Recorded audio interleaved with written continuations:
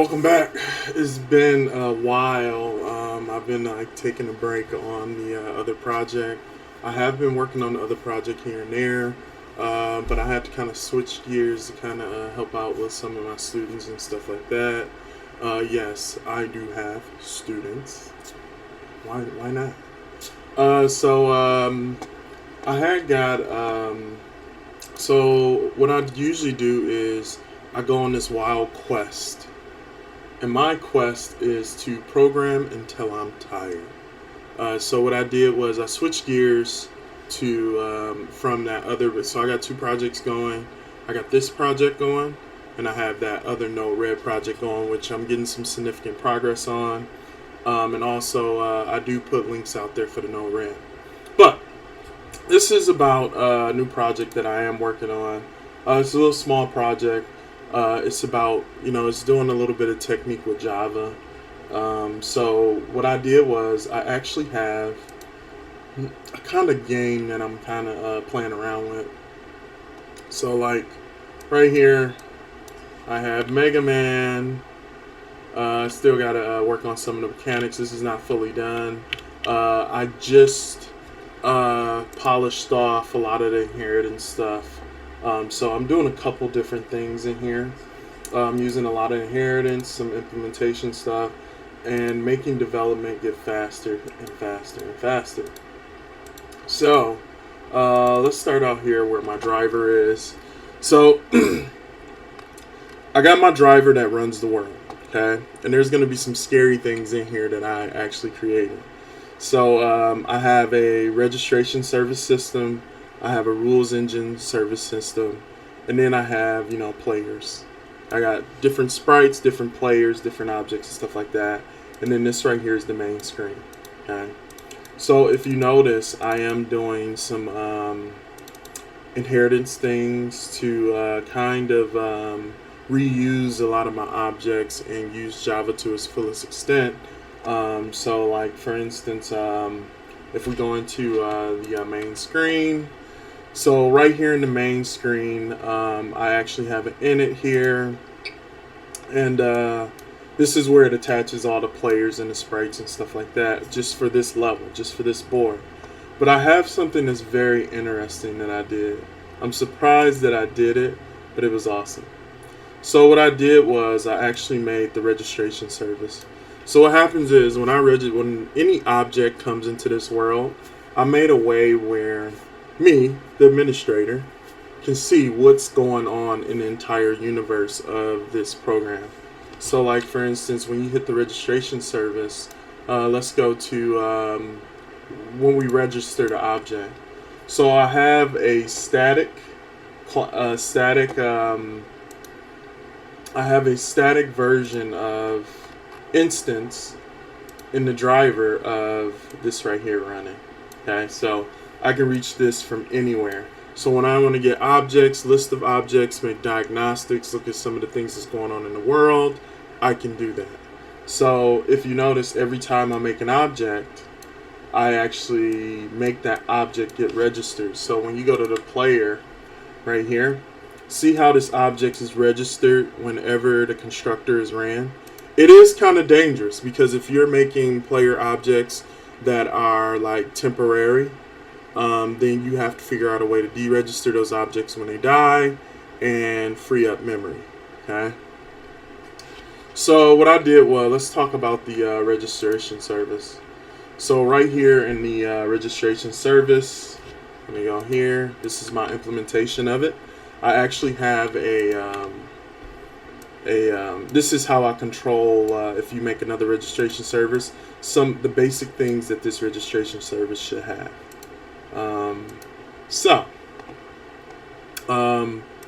Now let's go to my implementation.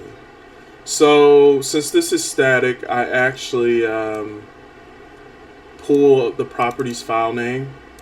I actually pull this and I grab some properties, I load those properties, and then this right here is the actual world registration. So after I do the world registration, this is where you can actually register. This is where you can actually get world objects. And I actually made it where when you register, it assigns a world ID using a GUID ID. So then what I did was I made like a couple more, few more functions and procedures, and if you notice, I synchronized them. The reason why I did a synchronization is because I'm gonna have multiple objects contacting other objects maybe at the same time, maybe when this is all over with or something like that. So that's why I put synchronization on a lot of the objects and stuff like that. And then I actually use some Lambda and everything. So whenever I want to find a player that's in the world or something like that, and let's see something. Hold on. I don't want to do that. Okay. So then I have the player, and what I did was I took the NPC and mapped it off of the player, but when we load the sprite is an abstraction. So this abstraction goes very, very deep.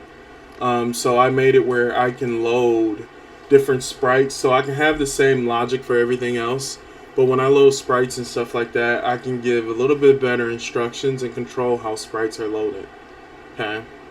And so like this logic right here actually takes a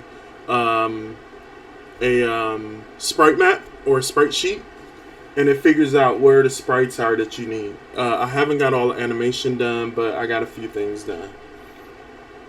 So let's see, what was some of the other highlights in here?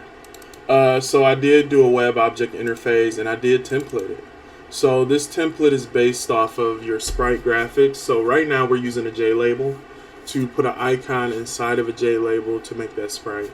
And so what I did was, since everybody might have different components when I say get graphics, I actually plug in, inject what label is needed, and then what happens is I can make it where those classes are more flexible.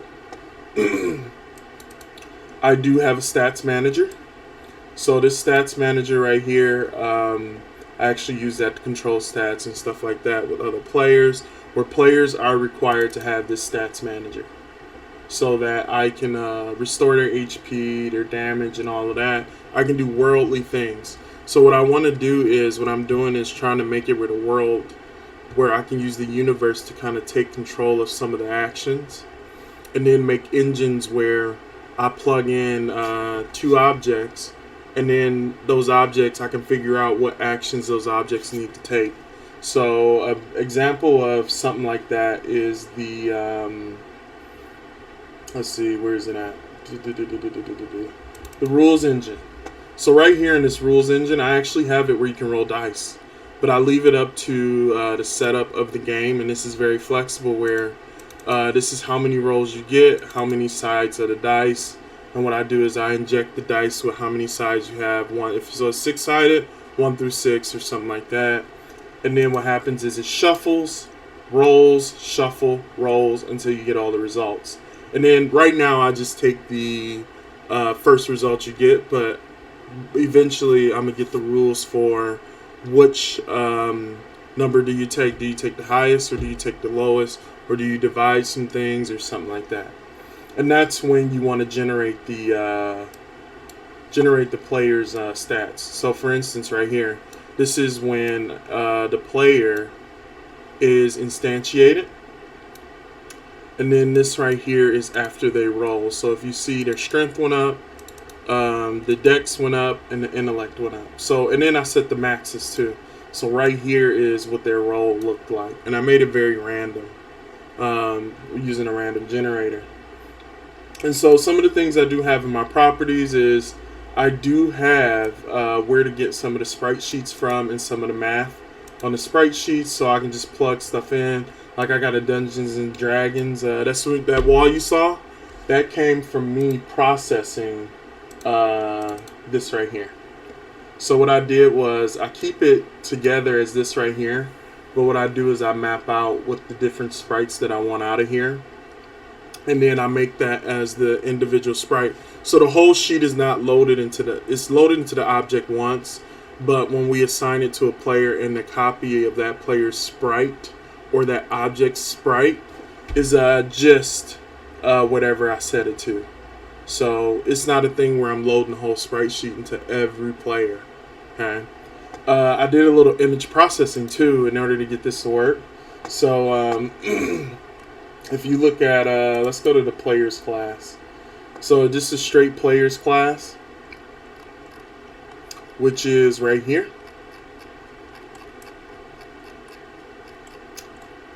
Let's see. So right here, this is the Mega Man one. So what I'm doing is taking this and I'm cutting it up to all these different actions without have to make it where it's more dynamic to do. So all I need is the file and it does it for me.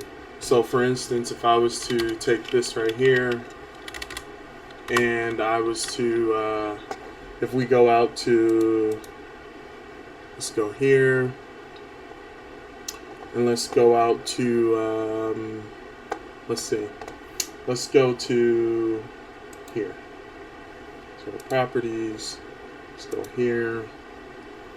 And once we go here, we grab this right here, and I go to the 2D game, and so let's look at lib right here. So see, lib is clean, you know, but watch this. So just to test out my algorithm, I wanted to see what all images it was grabbing. So once this runs, it should generate all my images for Mega Man. Oh, look at that. Ain't that beautiful? So I grabbed all my images I needed for Mega Man, and this is for when I do my animations and stuff. They're a little off. I got it off a website, so I don't have credit for actually making these sprites. I just took some sprites and stuff like that, as you can see. And then the wall one is pretty interesting. If you notice, you didn't see a whole blocked wall.